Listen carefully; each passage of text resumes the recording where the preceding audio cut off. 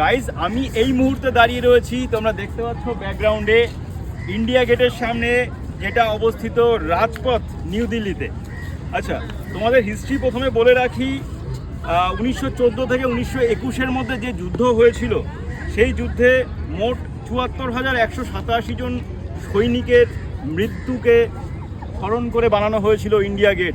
আমি ঠিক দাঁড়িয়ে রয়েছি দিল্লিতে ইন্ডিয়া গেটের সামনে, তোমরা দেখতে পাচ্ছ। অনেকটা বড় এরিয়া নিয়ে কিন্তু এই ইন্ডিয়া গেটের অবস্থান।